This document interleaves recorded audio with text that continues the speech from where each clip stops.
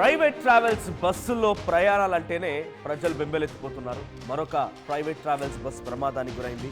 నిన్న నెల్లూరు దగ్గర చిత్తూరు నుంచి బెంగళూరు వెళ్తున్నటువంటి ఒక బస్సు ప్రమాదానికి గురైన సంగతి తెలిసిందే.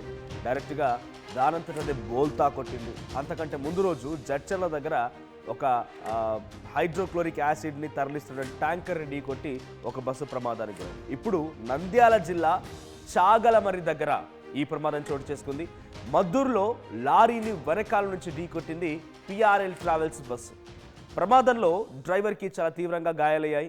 చెన్నై నుంచి కర్నూలు వెళ్తుండగా ఈ ప్రమాదం చోటు చేసుకుంది. ప్రమాద సమయంలో బస్సులో సుమారుగా 35 మంది ప్రయాణికులు ప్రయాణిస్తూ ఉన్నారు. అయితే ప్రమాదంలో బస్సు ముందు భాగం పూర్తిగా నుజ్జునుజ్జైపోయింది. మీరు విజువల్లో చూస్తున్నారు, అంతా పొగమంచు.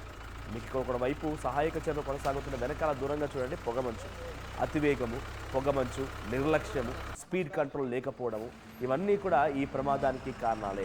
సో ముందుగా వెళ్తున్నటువంటి ఒక లారీని వెనకాల నుంచి వచ్చి ఢీ కొట్టిందంటే అర్థం చేసుకోవచ్చు ఎంత నిద్రమత్తులో తూలుతూ ఉంటారనేది. ఒకవైపు బయట చలి, హెవీగా చలి ఉంది. ఒకవైపు అది ఏసీ ట్రావెల్స్ బస్సు.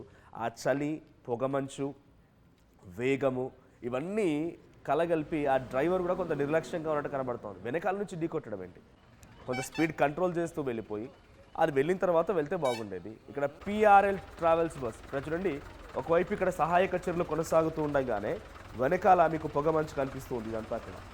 సో ఆ పొగమంచులో రాత్రి సమయాల్లో తెల్లవారుజామున నిద్రలో కూరుకుంటూ ఉంటాం, నిద్ర వస్తూ ఉంటుంది.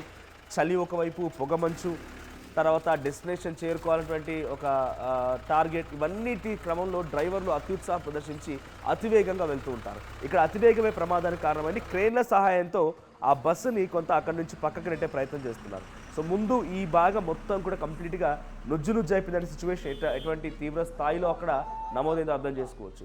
పిఆర్ఎల్ ట్రావెల్స్ బస్ ఇది. సో నంద్యాల జిల్లా దగ్గర ఈ ఘటన చోటు చేసుకుంది. నంద్యాల దగ్గర ఒక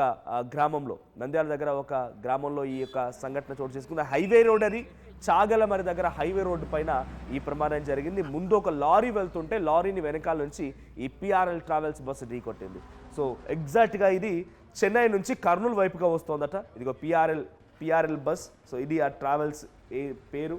సో ఇది స్లీపర్ బస్లా ఉంది. సో ఆ వేగమే, వీటన్నిటికీ ప్రధాన కారణాలన్నీ కూడా వేగమే. వేగాన్ని నియంత్రించకుండా ఇలాగే ఇష్టం వచ్చినట్టుగా బస్సు డ్రైవర్లు ఇంకా వ్యవహరిస్తే, ఆ బస్సులకు సంబంధించి ట్రావెల్స్ యాజమాన్యాలు కూడా ఈ రకంగా వ్యవహరిస్తే ఇటువంటి ప్రమాదాలు రోజు జరుగుతూ ఉంటాయి. నేను ఇందాకే చెప్పాను, నిన్న నెల్లూరు దగ్గర ఓ సంఘటన చోటు చేసుకుంది. అది డైరెక్ట్గా బస్సు బోల్తా పడిపోయింది. డ్రైవర్ వైపుగా తిప్పి కొట్టింది. కారణం ఏంటి, ఎవ్వరు అడ్డు రాలేదు, ఎవరు ఇంకొక వాహనాన్ని ఢీ కొట్టలేదు. తనంతట తానే వేగంగా వెళ్ళిపోయి ఇలా జరికిచ్చాడంతే ఇంబ్యాలెన్స్ అయిపోయి ఒకవైపుగా పడిపోయింది. ఇక మొన్న జడ్చర్ల దగ్గర ముందుగా ఒక హైడ్రోక్లోరిక్ యాసిడ్కి సంబంధించి ఒక ట్యాంకర్ వెళ్తుంటే వెనకాల నుంచి వచ్చి ఆ బస్సు ఆ ట్యాంకర్ ఢీకోవడంతో యాసిడ్ అంతా లీక్ అయిపోయి చిన్నగా మంటలు కూడా వచ్చాయి. ఇప్పుడు ఈ ప్రమాదంలో బస్సు డైరెక్ట్గా వెళ్ళిపోయి అటు లారీని ఢీకొట్టింది. ఇదే ఆ లారీ విజువల్ మీకు ఆర్టీవీ స్క్రీన్పై చూపిస్తున్నారు. సో ఆ లారీని ఢీకొట్టడంతో బస్సు ముందు భాగం పూర్తిగా నుజ్జైపోయింది. మా ప్రతినిధి హుసేన్ సిద్ధంగా ఉన్నారు మరిన్ని అప్డేట్స్తో. హుసేన్, అప్డేట్స్ ఏంటి? నంద్యాల జిల్లా చాగలమరి దగ్గర జరిగినటువంటి ఈ సంఘటనకు సంబంధించి అసలు కారణం ఏంటి? వెనక నుంచి వచ్చి ఢీకొట్టడం అంటే డెఫినెట్గా ప్రైవేట్ ట్రావెల్స్ బస్సు తప్పు కనిపిస్తోంది. సో కారణం ఏంటి? అతివేగమే కారణంగా ఉందా? పొగమంచు లాంటిది ఉన్న సమయంలో కనిపించలేదా? ఏం జరిగింది? ఎంతమంది ప్రయాణికులు ఉన్నారు ఆ సమయంలో? ఎవరికైనా గాయాలయ్యాయా?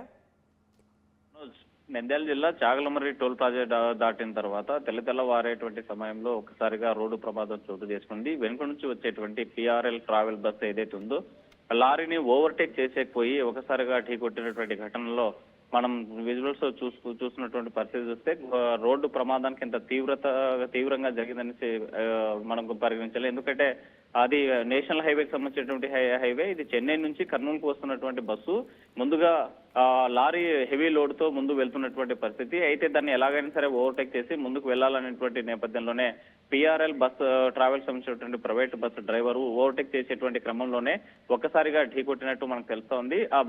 ఆ ప్రమాద తీవ్రతకి ప్రత్యక్షంగా మనకు కనిపిస్తున్నటువంటి విజువల్స్ లో బస్సును పరిశీలించినట్లయితే అది ఎంత ఎంత ఎంత ఎంత దెబ్బతిన్నది, దాని ప్రభావం, ఘటన ప్రభావం మనకు కనిపిస్తుంది. అయితే ఈ ప్రమాదంలో ఊపిరి పీల్చుకోవాల్సిన అంశం ఏంటంటే ప్రయాణిస్తున్నటువంటి సమయంలో 35 మంది దాకా సుమారు ఆ బస్సులో ప్రయాణిస్తున్నటువంటి పరిస్థితి ఉంది. అయితే దీనికి ఓవర్టేక్ చేసేటువంటి సమయంలో రైట్ సైడ్ వెళ్ళేటువంటి క్రమంలో ఎప్పుడైతే బస్ డ్రైవర్ ఉన్నాడో దాన్ని లారీని ఓవర్టేక్ చేసే సమయంలో లెఫ్ట్ సైడ్ ఢీ కొట్టడం జరిగింది. దాని కార్నర్ తగ్గడంతోనే కొంత ప్రమాదం తప్పిందని చెప్పవచ్చు. అయితే ఆఫ్ సడన్ గా బ్రేక్ వేయడంతో కొంత ప్రమాదం చోటు చేసుకుంది. ఒకవేళ ఇదే ఘటన రివర్స్ లో జరిగింటే, ఒకవేళ లారీ ఎదురుగా వచ్చి బస్సు ఆపోజిట్ గా వెళ్లి ఒకడు కూడా ఢీకొట్టింటే మాత్రం మనం తెలంగాణలో బస్సు ప్రమాదాన్ని చూసాం. అంతటి ప్రమాదము తప్పిందని చెప్పవచ్చు. ఎందుకంటే దీని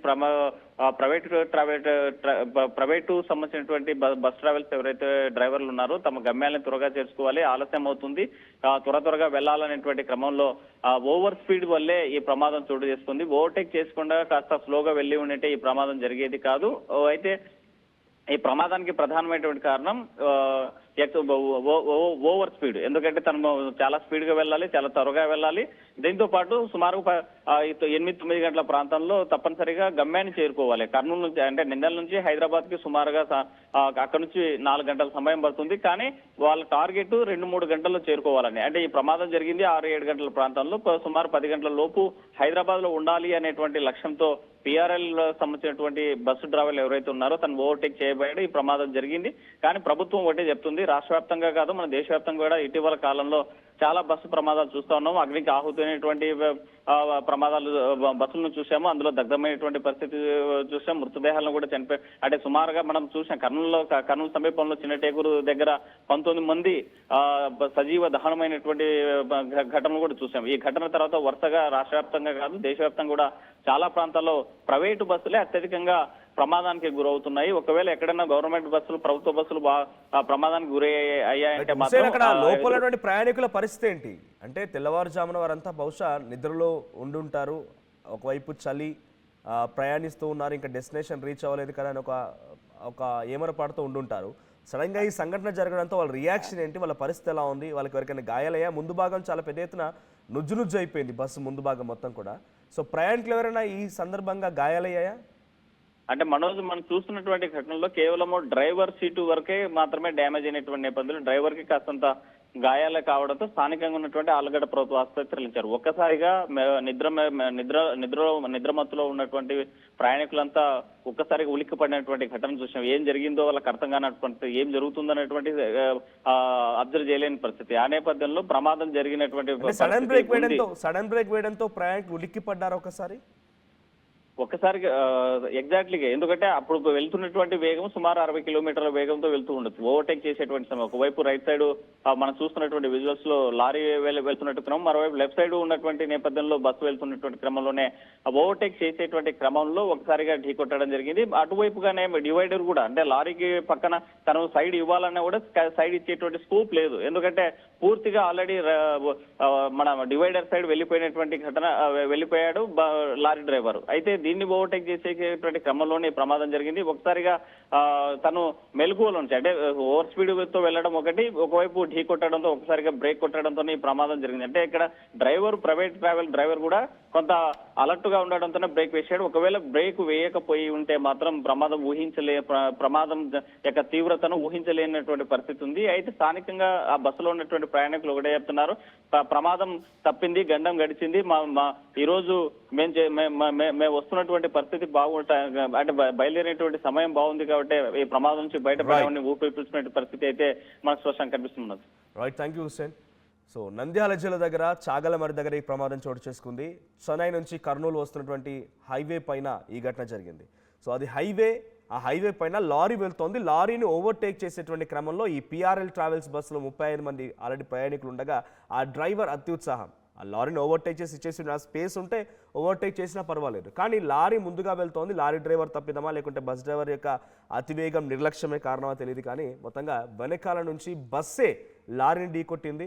సో బస్సు ముందు భాగం పూర్తిగా నుజ్జు అయిపోయింది. ఈ ప్రమాదంలో డ్రైవర్కి చాలా తీవ్రంగా గాయాలైనట్టు తెలుస్తోంది. డ్రైవర్ సీట్ దాదాపుగా ఇటు లారీని ఢీకొట్టడంతో అది పూర్తిగా బస్సు మొత్తం దగ్గరికి వెళ్ళిపోయింది. ఇంజన్ భాగం ముందు భాగం మొత్తం కూడా ఢీకొట్టింది. సో డ్రైవర్ సీట్కి సంబంధించిన విజువల్స్ మీరు చూస్తున్నారు ఆర్టీవీ స్క్రీన్ పైన.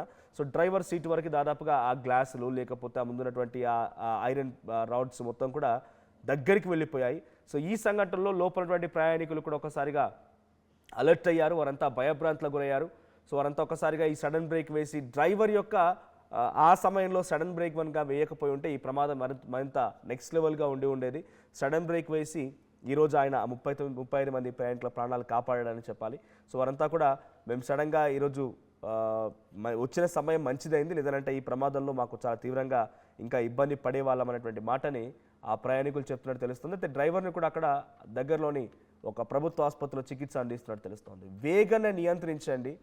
ఇది ఒకసారిగా చలికాలము, పొగమంచు వస్తూ ఉంటుంది, తెల్లవారుజామున చలి ఉంటుంది, తర్వాత నిద్రమత్తులో కూరుకుంటూ ఉంటారు. సో బస్ డ్రైవర్లు కూడా కొంత జాగ్రత్తగా మెల్లిగా వెళ్ళేటువంటి ప్రయత్నం చేయడం, లేదంటే ఇటువంటి ప్రమాదాలు మరింతగా పెరిగే అవకాశం ఉంది. సో ఇప్పటికైనా ఈ వరుస సంఘటనల నేపథ్యంలో ఆర్టీఓ అధికారులు ఇకరైనా మేల్కొని స్పీడ్ లాక్ సిస్టమ్ని ఏర్పాటు చేస్తే కొన్ని ప్రమాదాలని అరికొట్టొచ్చేమో. ఒకసారి ఆలోచిస్తే బెటర్. సో ఈ బస్సు ప్రమాదాలన్నీ అరికట్టాలంటే, ఈ బస్సు ప్రమాదాలు జరగకుండా ఉండాలంటే ఏం చేస్తే బాగుంటుందో మీ సలహా సూచనలు కూడా కామెంట్ చేయండి.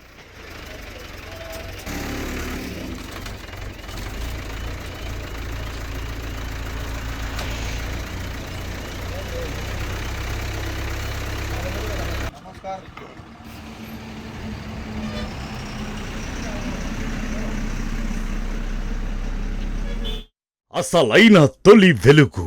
ఫాలో వాట్సాప్ @తొలి వెలుగు official.